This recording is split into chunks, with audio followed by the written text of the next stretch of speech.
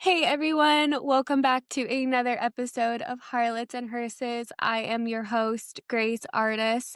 This week's episode is a kind of like a little amalgamation of everything. It involves murder, it involves poison, it involves Scotland, my favorite place, and it involves, in a way, incest according to the Scottish law of the time. Now, how I found out about this case was actually when I was researching the Burke and Hare case from way back episode 3, I want to say. Yeah, episode 3. I was on my favorite museum site ever, Welcome, deep in their collections. And it was actually in the Burke and Hare court case that this case was actually referenced because of just how, at the time, kind of like wild it was and scandalous and how much media attention it had gotten. And the court for Burke and Hare wanted to reference it to kind of just draw out how like morally corrupt they had felt that the period and in time had gotten. So without further ado,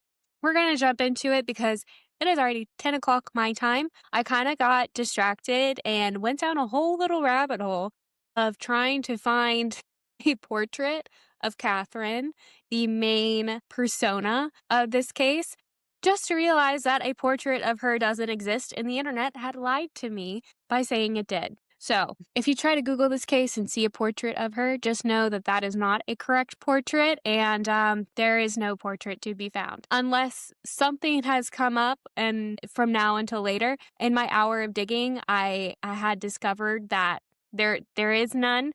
There is a weird print company that likes to claim there is, but who did that portrait actually did not do that portrait, and it's very weird. But anyway, I digress. That could be a whole story for another day.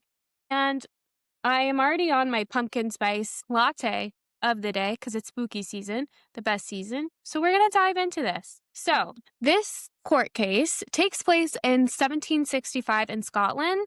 I know it was tried in Edinburgh, and spoiler alert, one of the parties was actually ended up being hanged in Edinburgh. So that's kind of centralizing the story. Now, the two main people of this case, the lovers, if you will, are Catherine Nairn. I'm going to say it's Nairn and Patrick Ogilvy.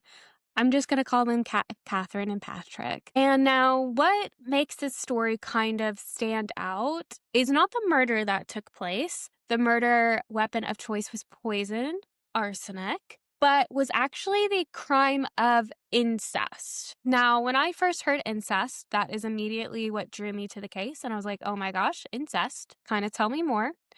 And then when I went digging, I found out that in Scottish law and courts of the time, it was considered incest if you slept with your brother-in-law. And that's who Patrick happened to be. Patrick was Catherine's husband's brother, and they carried out an affair. And because Patrick was her brother-in-law, the Scottish courts considered it an incestuous affair. The official term they called Patrick was his brother German, which I found out was a new thing. You learn something new every day. So with that, we're going to dive in and kind of get into it. Now, when I started kind of getting into this case, when I first looked over, I thought it was going to be very cut and dry. That it was going to be, the two main players here were Catherine and Patrick. They killed Thomas, Catherine's husband, Patrick's brother, because they wanted him out of the picture so they could be together. Bada bing, bada boom, that's the whole story. When I started diving actually deeper and more characters were introduced, that's when I actually started thinking and started kind of questioning the whole case as a whole and wondering if Catherine and Patrick actually ended up committing the murder. Because the more you learn, the more just things don't super seem to line up and add up. Now, a little bit background all this. This whole story takes place between January 1765 through August 1765. So only 8 months in total. And that's how long Catherine was actually married to Thomas in total. It was a very short marriage. It's not for certain, but Catherine was estimated to be between the ages of 18 and 21 when she was married to Thomas. Thomas, on the other hand, was in his 40s, so he automatically was twice the age of Catherine. And he was described as a gentleman rather advanced in years, of a tender constitution, and he had a small fortune. Tender constitution, I did look up and did know my past knowledge. It means he wasn't of the best health. Now, depending on the witnesses and who you ask in that question, his health varies on he was like sickly, very, very bad shape throughout their whole marriage, or he had some bad days. He had really good days, but most of the part he was fine.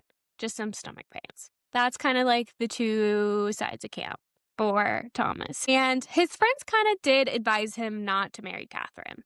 But they did it, and they were married at the end of January. Now, Catherine had married Thomas. I think they said it was like January 30th, so not even the whole month of January. Patrick had come back home. He was actually a soldier with the army, and before he was living in the East Indies, and he had returned to come home. Now, the Ogilvy family, they had many estates.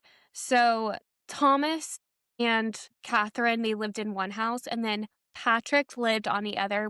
We'll call it East Mill. That's where Patrick resided.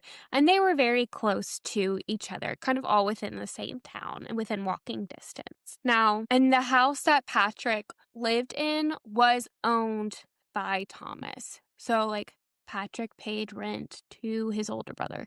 That will be a main factor coming in later. Now, according to the records and according to witnesses, very soon after the marriage, Catherine had alienated her affections from her husband and then fell into a course of indecent familiarity, and that soon became the subject of observation and regret to her husband and to her friends and family. So her and Patrick started up an affair, so the rumor goes, and Thomas was aware of it, and soon her family and friends became aware of it as well. And this is a quote from the court records. They obstinately persisted therein, frequently retired together, and continued in private for a considerable time, as well within the fields as within the house of East Milne and the other houses and places in the neighborhood. And the said Catherine Nairn and Patrick Ogilvy, yielding to their inordinate desires, did after the said marriage, in the month of January, February, March, April, May, and June, all the past and before the 12th day of the last month, at different times, in one or other rooms of the house of East Mill, and in the outhouse adjacent thereto, lie together, abused their bodies with one another, and thereby each of them committed the abominable crime of incest. So that was one of the charges put against them. So then come May, the 23rd of May, Thomas had had enough. He kicked Patrick out of his house. And according to witnesses, Catherine did not like this and then threw a big fit. And then apparently it was right around this time where Patrick and Catherine would start plotting the murder, and the weapon of choice would be poison. And then Catherine apparently shared this plan with Anne Clark, who was a family friend, and I'm going to put that in air quotes. And Catherine had told her that Patrick would be the one getting the poison. Anne said she didn't believe that Catherine was capable of doing this, and she tried to talk her out of it. But Anne said that instigated by the temptations of the devil and by their own wicked hearts, the said Catherine and Patron persisted in their wicked conspiracy. And from the said Patrick was dismissed from his brother's house, and he and Catherine carried on a secret correspondence by letters and had private meetings together for the purpose of concerting the preparation of their wicked design. So then come the end of May, Patrick had bought the drugs, and he bought a small glass of laudanum from the town surgeon, and then he bought a ½ ounce of arsenic. Now, for the laudanum, he said it was for his own health, and for the arsenic, he had claimed that it was to poison dogs, wild dogs that he was having issues with. Come June, Catherine wrote him a letter, like kind of begging him to come back to the house. And then in response back, he sent her the the poisons, if you will. Apparently also, it was like the night of June 5th, which is like the night before Thomas's death. Anne heard that Catherine had gotten hold of the drugs. And she was like, she had warned Patrick's mother to be like, hey, don't let Thomas take anything Anne gives her. And then that night, it was also reported that Catherine had said to Andrew Stewart, a merchant who they were friends with, that she wished her husband was dead. Then come the next morning, breakfast was set out early. Thomas was not feeling good, and he had not gotten out of bed. So Catherine made some tea that she was going to take to him. But then, instead of taking him the tea, she stopped at a closet. She stayed for a bit. And then, according to the court, this was what was reported. And there, wickedly and feloniously, she mixed the arsenic which she had received as foresaid and some other deadly poison in the bowl of tea, which afterwards carried to her husband and pressed him to drink, which the same he did accordingly. And then so then the court stated that he was fine for a bit. He went downstairs to socialize, and then he started seizing and throwing up. Apparently, he told his friends that it had been the tea his wife gave him. And then when the time came to inspect the body, Catherine had said, "What will I do?" She also appeared distracted. And it was also reported that Catherine did not want to call any surgeons. So that's kind of all happening in the brief overview that you get kind of within the first pages of this court document. So you're reading that all through, and like I was, and you're like, it's so Catherine. It is so Catherine. It's like, it is them. It is them to a T. And then you kind of get a little bombshell that gets dropped. And then you realize that, like, all of this information that you are getting about Catherine and about Patrick is all coming from essentially two people. And it's two people who really, really, really do not like Catherine and Thomas for things kind of like outside of the murder, who even preconceived before that did not like Catherine and Patrick at all. So here enter in Alexander and Anne Clark. Now, Alexander is the youngest brother between Thomas and Patrick. He is very much kind of the exile of the family. He is the black sheep. Now, the reason that he does not get along with his brothers is kind of twofold. Is Alexander also got married in 1765. However, this marriage caused a huge rift to form between him and his older brothers. So the women was from a much lower class, and it kind of caused, like, not a scandal to break out, but the brothers were very much of like, what are you doing? Why are you doing this? In a way. And she was a porter's daughter. She didn't have anything like of means like that.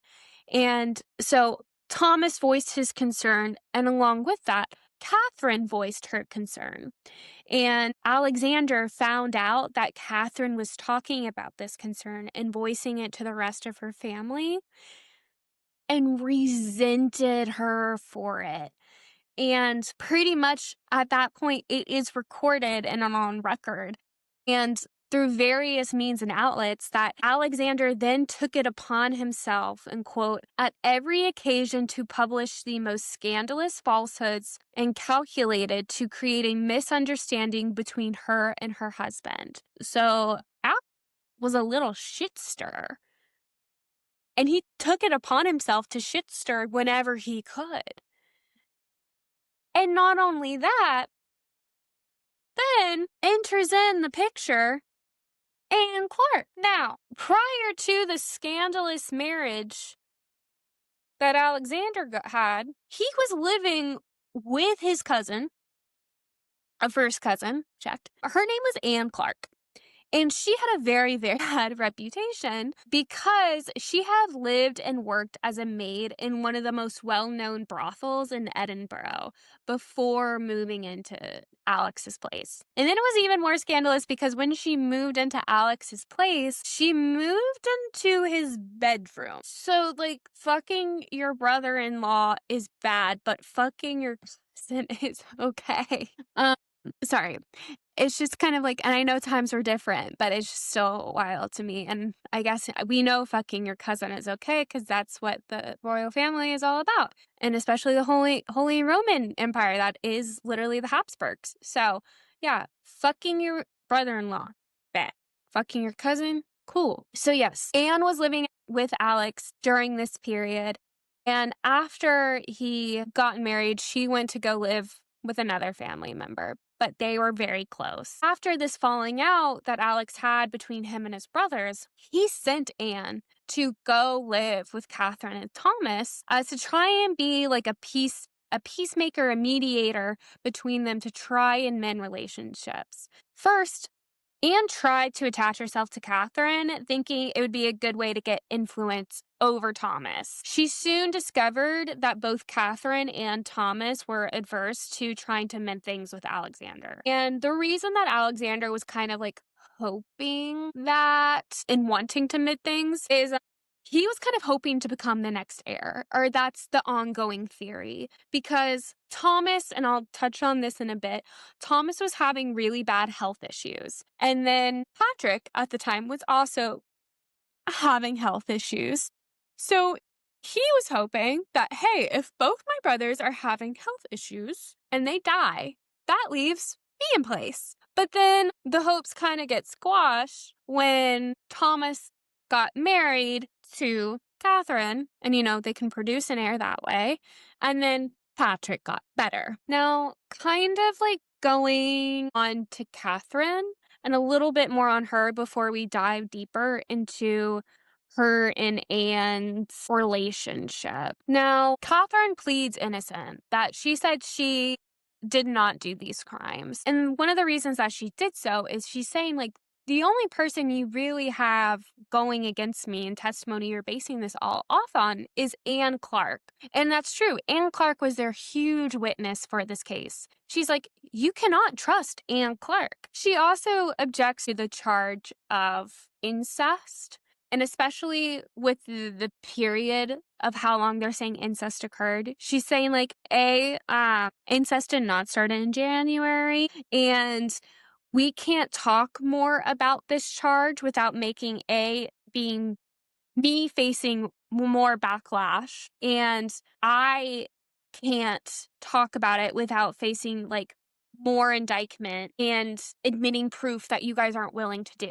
So I don't think I should be charged against it for incest if we can't even talk about the charge. That doesn't seem fair. And she always wanted it stated, and very clearly stated, that as long as she has known Thomas, and even prior to that, Thomas has always had a poor constitution and had repeated and violent attacks of internal disorders, chronic pains, convulsions in his bowel. He had them repeatedly and had them day and night before he died. He had such violent returns of these disorders that he thought himself he was dying. And then 5 years prior to his death, he discovered he had a stomach of ulcers. So Thomas was not in good health.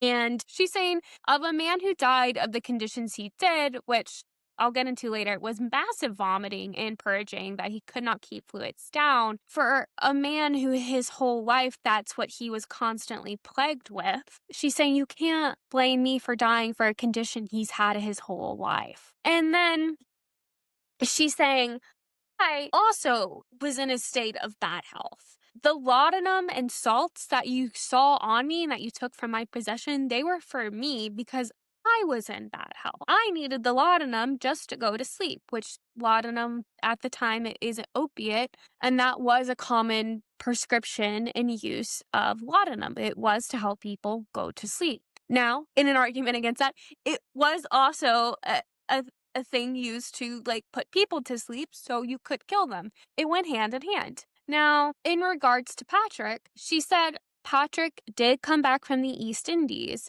and he had a broken and shattered constitution, and that's how like he met her.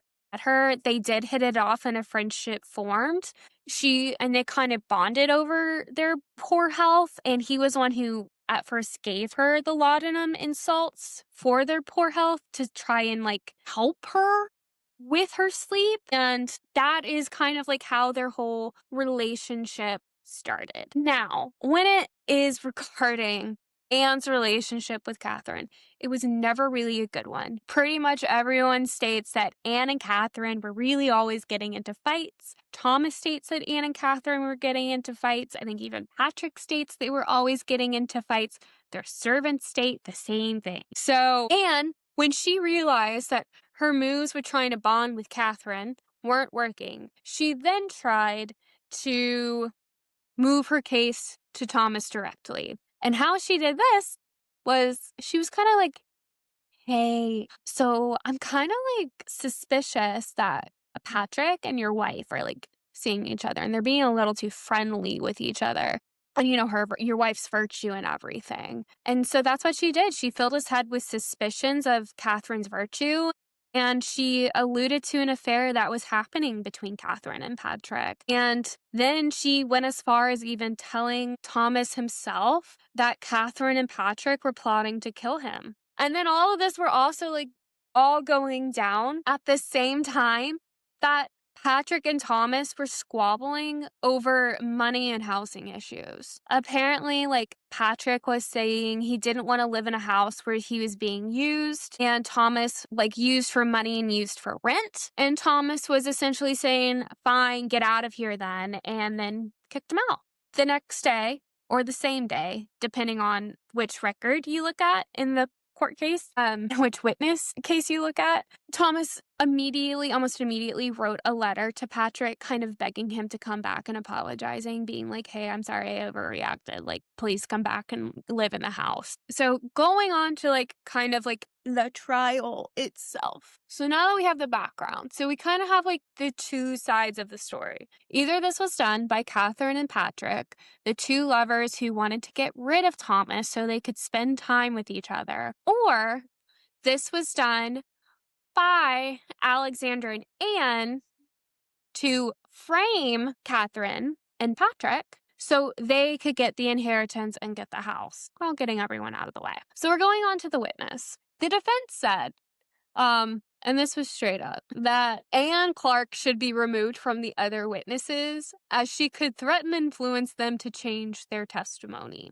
The court agreed to this. Also, in regards to Anne Clark, the defense asked for her testimony to be repealed for several reasons, mainly because of her infamous background, and the fact that she is a known liar, disturber of the peace, families and past living situations, and for her relations with Alexander and the defamation that she was known to have been sprouting towards Catherine, and for the fact that she has said she would seek ill will and malice towards Catherine and Patrick. So she said out loud, like, I seek ill will towards you. The court ruled against these objections, and was saying, like, hey, we can't judge a witness by their background and past lives. If you do so, like, essentially, for every witness you have, you'll have to host and essentially have a trial for them, which is ridiculous in theory. For the prostitute thing, they're like, she's family, and this is a familial case, so, like, she has to be here, so we're gonna waive that. And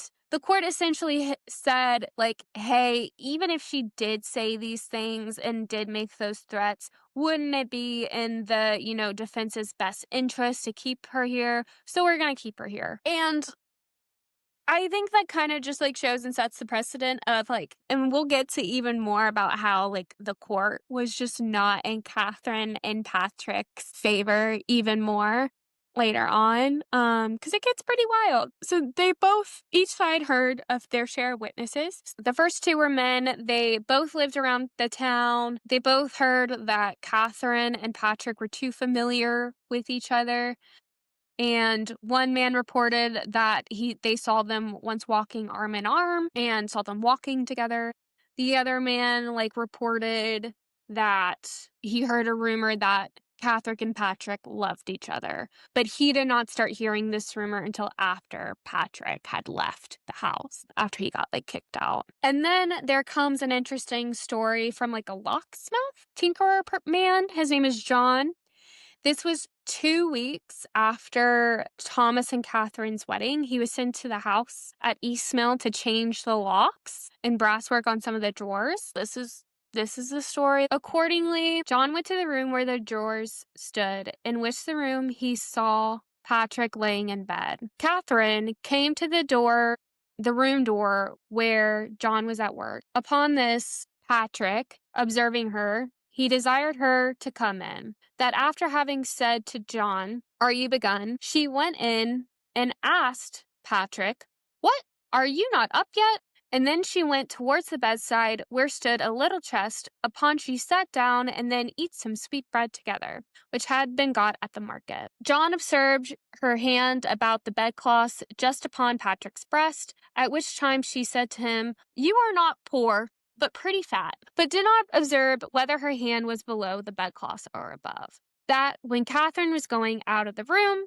Patrick kicked up the bedcloths with his feet and threw them up upon his body, upon which Catherine said, "You daft dog." And then John, at that, saw so much of Patrick's body that he, John, could judge whether he was a man or a woman. So John does say he didn't think Catherine saw this scene of Patrick's body as she was walking out of the room when this was happening. So essentially, to restate that. So John was working in a room tinkering away at drawers. Patrick was laying in bed with the covers, I guess, up to his chest, what appears to be unclothed. Catherine came in, sat in a chest at the end of his bed, and then was like, "What are you still doing in bed?" She laid a hand on his chest. They ate some sweetbreads. She got up to leave and said, "Oh, you're not poor, but you're fat." And then she walked out. He kicked up the sheets to put it back over his body. She didn't see this, but at the commotion said, "Oh, you daft dog." And then John apparently got this whole show and was able to see all of Patrick's naked body to see whether or not he was fully a man or not. And he was a man. So he's like, I'm not sure if they were having an affair, but they were definitely, something was going down to where they both felt comfortable enough to do that. And that was his story. They enter in the testimony of Catherine Campbell. And she's also an interesting testimony because she is an ex-servant who was let go out of accusations of theft. And the defense also did not want her testimony to be taken into court because of this, because she said she had a bone to pick with everyone involved in this family. And the court was like, no, we'll allow it. So, once again, Catherine said she frequently saw Patrick and Catherine kissing and showing great fondness, so much so that Campbell, I'll refer to Catherine Campbell, the servant, as this. Campbell told Patrick himself and told it would not be worse if he showed less. And Patrick told her that his brother desired him to be fond of her and to keep her cheerful in the beginning. So Campbell told him, you should probably chill. And then Patrick was like, I'm just doing what my brother asked me to do, which is pretty bold if you ask me. Then another night, and this testimony kind of is pretty pivotal, and they go back and forth over this testimony quite frequently. And she says one night when Thomas was out, Patrick stayed over, or it was vice versa. Anyways, Thomas was out and someone was at somebody's house. So Campbell made up 2 beds in 2 different rooms. Catherine's room was directly above the kitchen. Campbell slept in the kitchen. That's a key fact. Right before Campbell went to bed, Catherine called out and asked if Campbell was still up. Campbell replied that she was going to bed soon. After a bit, she heard Catherine mutter the words, "Oh, F, oh, oh, oh, oh," some sort of moan, and heard the bed move. The next morning, Patrick's bed was not slept in and Catherine was. And so that's kind of her saying, essentially, they slept together in the same bed because why else would his bed be unmade? And I heard noises coming directly above. Prior to this night, Campbell says, she hadn't heard of any other circumstances happening between Catherine and Patrick. But after heavy questioning, Campbell said she did not hear the motion above mentioned, and she did not hear those motions of the bed repeated at any other period in the night. And she once again goes back and forth if Ann Clark was there at this time or not, and if Ann Clark was there with another servant sleeping in the kitchen with her. So all in all, this testimony is if it's true, it's very damning, but it's also did it happen, did it not? She can't seem to, like, recount the details correctly about it.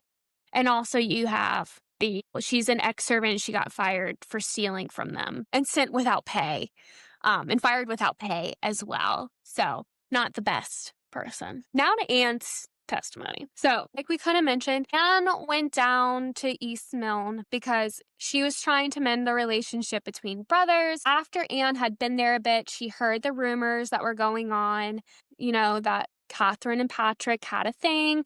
And so she warned Catherine to guard her conduct and abstain from Patrick's company. Then on Sunday, like May 19th, while the family had gone to church, Anne, Catherine, and Patrick stayed behind. Anne reports that Catherine and Patrick soon left her in the lower part of the house. Then she heard them make their way up the stairs to what she guessed was Patrick's room, and then she heard them make their way through footsteps to what she assumed was his bed. So she went up the stairs to investigate, and apparently the wall of the stairs also shared the same wall of like his alcove bed. From what she could hear from that, she could hear that they were abusing their bodies together in bed. She finished her way up the stairs and came immediately into the room and saw Patrick standing by the side of his bed, buttoning his breeches with his shirt untucked, and Catherine was on the bed wearing her red and white calico bedgown, which you hear bedgown and you think nightgown. It's not a nightgown. Bedgown is just like another way to describe a like 18th century dress, a type of like dress. It's just a more comfy dress that you can wear around your house. And Anne apparently had told Catherine what she heard. The next morning, Anne said they did it again and she heard the same noises. She says they went back to Patrick's room on Tuesday and Wednesday, but she did not go to the stairs to listen, and she cannot say if they had sex or not. Anne, being a busybody, she had told Thomas and Patrick's mother what she had seen and heard. The mother-in-law told him that Catherine was troublesome, and apparently this caused the brothers to get in a fight, and this is what caused Thomas to kick Patrick out of his house. Now, this is all according to Anne and her testimony. Then, according to Anne, after Patrick had left, Catherine went to Patrick's room, threw herself on the bed, and started crying. Thomas ordered her to snap out of it and that her conduct was improper and she would ruin her reputation by intermeddling in the differences betwixt him and his brother. And then another time, according to Anne, when all three of them had gone on a trip and come back, they were all apparently in a bad mood. And Anne had claimed that Catherine was really upset with Thomas, and Anne overheard Catherine saying if she had a dose, she would give it to him, essentially implying that if she had a dose of poison, she would give it to her husband to, like, kill him. And also Anne warned Catherine, not to do it, and Anne said that Catherine said this a bit after, and that Catherine had told her, I can get the poison from, a Mr. Robinson or a Miss Eagle, and that, she had the means to do it. Anne apparently warned Catherine, not to do it, that she would buy Catherine the poison. Catherine said that plan would take too long. Let's loop Patrick in on this. And then apparently looping Patrick in was where Anne called enough and she declined. And then the Wednesday before Thomas's death, Anne had claimed that Catherine told her that she had gotten the goods from Patrick and that he would be sending them over with Andrew Stewart. And Anne once again begged Catherine, not to act, saying she never thought Catherine would take it too far and that killing Thomas would only bring misery. The next day, Andrew did bring the drugs, black drugs, aka drugs derived from opioids, he called them. At this point, Anne said she told Thomas and Patrick's mother about the said drugs, and the two of them were like, we can't tell Thomas directly, it'll freak him out. We'll just subtly, warn him. Anne tried to warn Thomas, not to leave the house, saying his life was in danger. Thomas says, I can't leave. Don't worry, I won't take anything from my wife. And apparently his mom told him the same thing. Then apparently Thomas and Catherine did get into a quarrel the night before he died. Apparently, The fight was over some fabric. Catherine had given it to a seamstress to be made into ruffles because, according to Catherine, she claimed that the fabric was actually Patrick's and he had asked her to. However, Thomas wanted to sell the fabric and he had a person coming to the house to look at it, but the fabric wasn't there. So Thomas had left that morning without breakfast. He spent all day out with tenants. And then when he returned, he said he wasn't feeling well and he didn't eat dinner. And then Anne also says, to her knowledge, never at this time or at any other time, as far as she knows, Thomas had any violent vomitings, purgings, or convulsions, or nobody else had ever heard of such a thing. So, according to Anne, Thomas was never sick. He was fine. The next morning, the tea was had. Thomas didn't come down. He had taken very ill. Anne went to go check on Thomas. And when she did, he looked like he was dying. And she started crying, looking at Thomas. And she reported this to the mother-in-law. And the mother-in-law asked her, "Are you daft?" The mom then demanded Anne go back upstairs so Thomas would not be left alone with Catherine and Elizabeth Sturrock, who was a servant. She goes on and on about Thomas's vomiting habits and drinking habits, which was a lot of wine and ale. The last thing in the testimony Anne says is that she overheard Thomas and his mom speaking during this, and his mom said that he had broken his promise not to take anything from his wife, and he says, "It's too late now, she forced it on me." So this is all coming from Anne's testimony. Anne's testimony makes it very clear. Like, she paints a picture that this was all Catherine's doing. Catherine was kind of like unstable. She had a thing for an kind of filtered thing for Patrick that she couldn't control. And because she was just so saddened by the loss of Patrick leaving, that she just had to act. And she acted on poison. And Anne kind of played this saint of like warning her not to. And she tried to intervene and she just couldn't save it. Sweet Anne. At least kind of that's how it reads to me in this court case. Now, come the testimony of Elizabeth Sturrock, she's kind of like a little bit middle ground. So she had observed a fondness scene between the couple. She's seen them lying in the same bed. She's seen them like wearing night clothes in each other's room. Now, she did claim that, Thomas was in a good health the day before, and he was usually in good health. But she did note that Thomas, the day of his death, he was sick, and that she only knew that he was sick before because she was also sick and someone had told him. So even before he was given the tea, Thomas was not feeling well. So that is something that Sturrock revealed. Elizabeth also does reveal that Catherine was checking on him pretty often in the morning, but come the afternoon, she pretty much had stepped away. It was pretty much Anne Clark and the mother-in-law, Thomas's mom, who were looking after him. The reason Elizabeth gives is that she says Anne Clark was apparently by his side then, and she was calling for Catherine to come aid her husband.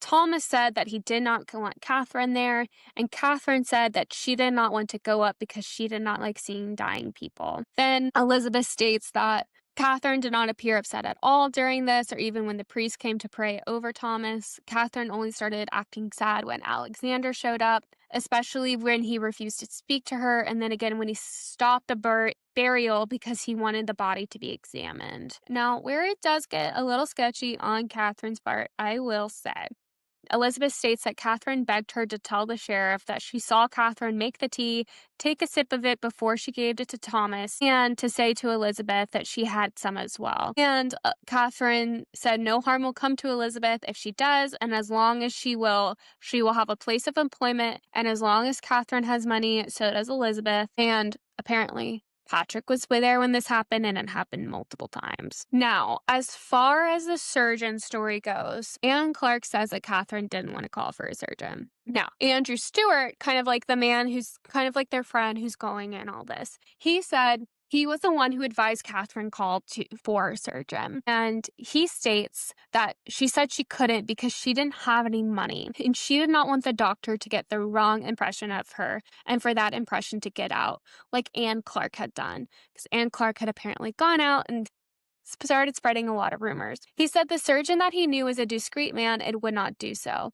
So Catherine agreed to call upon him and sent a servant. And then Andrew also said that his wife constantly said that Thomas was a tender man, but he did not know that he struggled with fits of vomiting and purging, even though his wife said Thomas would not live long. So, kind of the rumor in town is that Thomas is a tender man, and while he may not like tell his staff that he's not feeling well, the signs are kind of going around that like he's not well. So then there's like a few surgeons that kind of like get questioned and brought in. There's one surgeon who he was brought in. He was led to a room where only Catherine was, and she was in great grief and concern. She asked him to find the cause of her husband's death.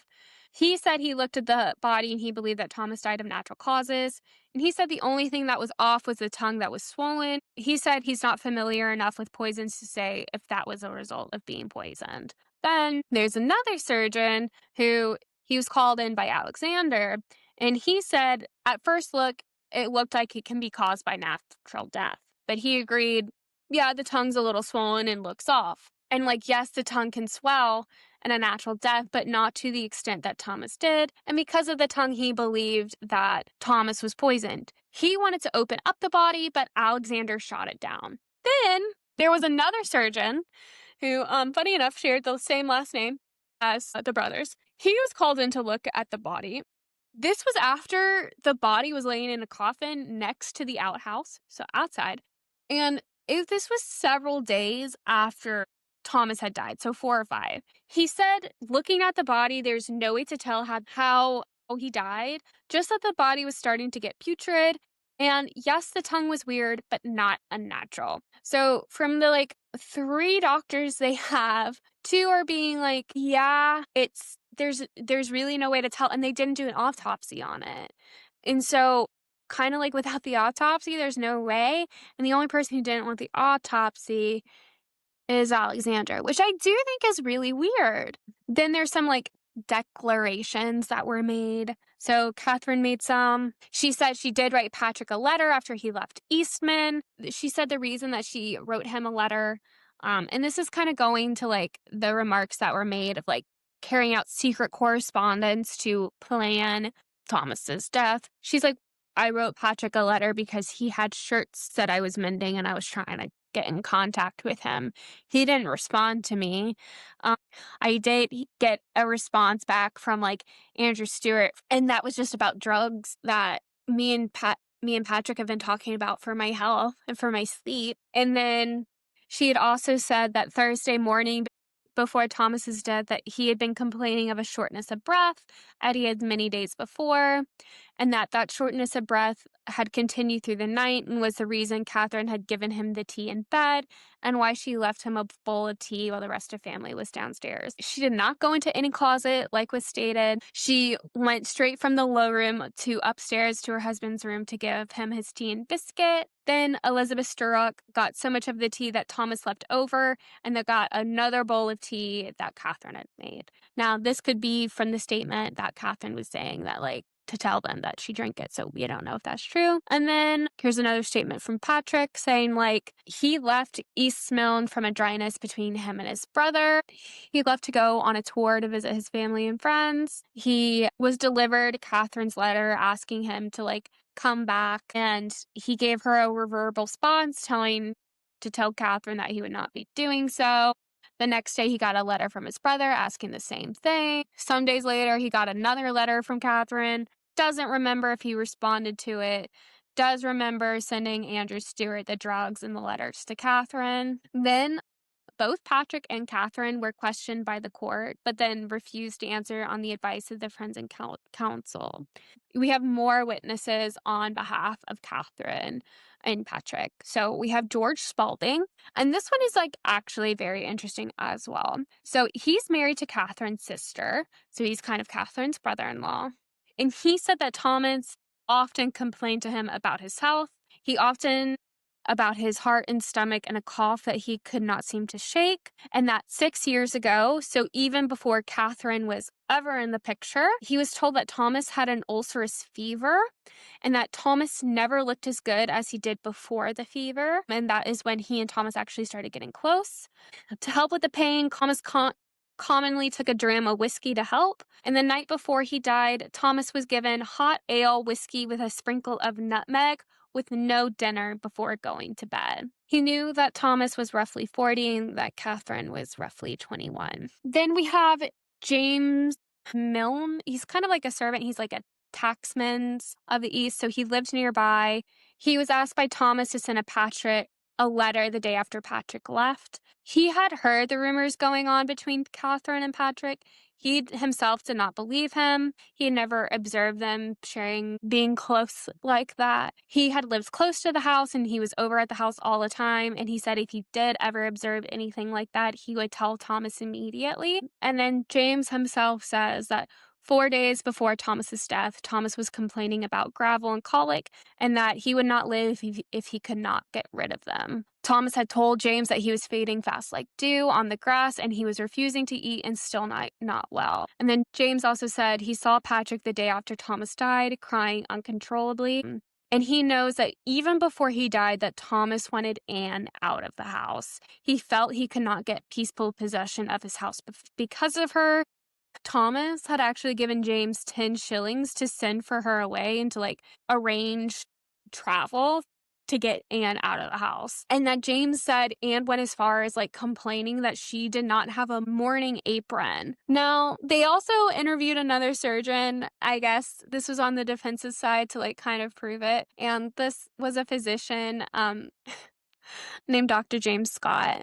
And he says that he's done his share of arsenic experiments, and he said it will not dissolve in warm water. It'll just sink to the bottom of the container, and he has never seen it leave behind a greasy residue. Now, the greasy residue part is kind of important because it was in I believe it was Anne or one of the other women witnesses before said that in Thomas's teacup, but left behind was a greasy residue, and they believe that was leftover arsenic. So this physician was arsenic, in all my experiments, the arsenic has never left behind a greasy residue. It'll just sink to the bottom of the container. And then he was questioned, and he's like, well, if there were milk or sugar or honey in the tea, the arsenic would just get suspended in that and then not sink. So that could kill someone.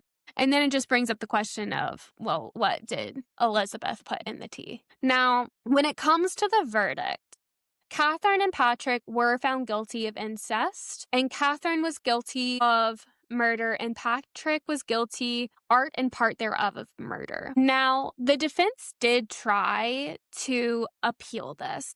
And their reasoning was actually because that during the trial, when the defense went to give their testimony, they were like, the court did not give us due process and due trial. They were like, when we started presenting the witnesses, you guys left. There were 3 judges, 2 walked out. Then part of the jury started walking out. You guys started drinking, liquor and alcohol. Then part of the jury, when it was time for recess, you guys all split off in different groups. And then some of you guys started talking to Anne Clark. How is that fair for the jury to talk to Anne Clark and to go off and to relieve themselves and to go off and get drinks?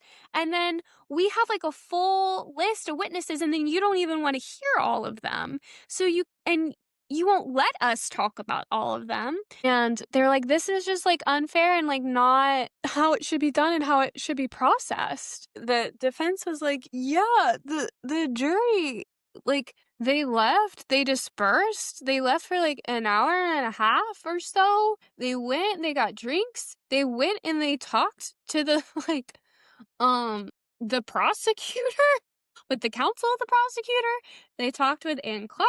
And this was all happening without an adjournment of the trial. And then this was all going on. And then when the jury came back, they were missing a jury member, and they still continued on. And he's like, you shouldn't be allowed to actually try our court case like this. Giving all of this was happening. A jury member wasn't there for a good portion of it. And then it's just kind of crazy that this all kind of took place. And then they they were being served liquors, and they weren't being watched over how many liquors they were being served or swallowed or consumed. And so their drunken level couldn't be concerned, and how they let them the prosecutors with the witnesses go on for like 33 hours, but when the defense tried to call their witnesses, they only went for 3 hours, and essentially like it didn't allow them to like call a good part of the case that the defense was working and going to go against was the brother Alexander case, and they didn't even allow them to get into that because of they cut everything so short. And so that's the statement that the defense is making is like, you didn't even allow us the time or the respect to give us a fair trial. So you can't make these charges that Catherine and Patrick are guilty because you didn't give us due process. You didn't give us or allow us to even the chance to make a fair trial. You essentially heard the case of Anne, the witness testimony of Anne Clark, and you based your decision on that. And not only that, you allowed Anne Clark to talk one-on-one with the jury members when we weren't present. And you'd hear that, and you were like, wow, they should really, like, not allow this case to, like, the verdict to stand. They did. The verdict did stood. The judge essentially told them, this is just the way things are done. We waited 33 hours, and this is just what we felt was right. We didn't want to hear any more of your witnesses. We always, essentially, with the drinking, they're like, that's how we've always done things. The fact that we went from 3 judges to 1 judges, at least you had a judge there. With the liquors, like, hey, this is how you expect us to go this whole trial and not drink anything, to not go and relieve ourselves at any point. Yeah, the court essentially told the defense to fuck off in the polite terms. They were convicted. They were found guilty. So Catherine, at the time, she said she was 3 months pregnant. So she did what is called pleading the belly. So if you plead the belly, you cannot be hung immediately or executed for the fear of killing an innocent. So the court issued her 5 midwives to find out if that was true and to come back in November to see, like, what was the case. Patrick, on the other hand, he was sentenced to go back to prison. And on September 25th, he was to be executed. And his body was to be sent to Dr. Alexander Monroe to be dissected and used for science afterwards. So kind of going all the way back to our original story where this case was found anyway. Burke and Hare for body dissection. Now going back to Catherine. So when she was 3 months pregnant, the 5 midwives were like, hey, we can't tell she's actually pregnant. So they kind of left her come November, and they kind of determined that she was pregnant. So they kept her at the Tollbooth prison, and this is kind of where her story gets interesting and where she also does get lost to record. Now, I wasn't able to find anything for certain, but we do know that Catherine did give birth to a baby girl. Baby girl only lived to be about 2 months old. Catherine also somehow managed to escape the prison. Now, depending on which online source you read, there's one from the National Library of Medicine. According to them, she fled to Holland. Another account says she fled to Paris. Whatever the case may be, we do not know what happens to her after the prison. If she survived, if she died, we just simply do not know. She's lost to the record. The same can be said about Anne Clark. And what we do know what happened to Alexander is that while he did inherit his brother's land, he managed to sell a good portion of it off. He ultimately would end up in prison. And that is actually how he would end up dying, is because he would fall out of the prison window. So no matter who committed the crime, whether it be Catherine, whether it be Patrick, whether it be Anne or Alexander, someone paid the price no matter what. What's the truth in the matter? I don't know. I think everyone had a good reason to do what they did. At the end of the day, I don't think this case was tried properly, as we can see. I think there's a lot more to the story than what was revealed. I think it was a very unfortunate situation for Catherine to be in a marriage where she's with someone 20 years her senior with maybe health issues, maybe not. It's not a great scenario. And that's the story. If you guys like this kind of like true crime-esque historical, let me know. If you like kind of the more like history-based lessons, broader overviews, also let me know. And I can kind of tailor the episodes to whatever piques y'all's interest the most. just leave it in the comments on my Instagram, wherever you guys is more convenient for you. Well, that is this week's episode. I will let you guys go now with your activities, drink some more coffee, go on with your day, and I hope you have a good one. And that was another episode of Harlots and Hearses. Bye.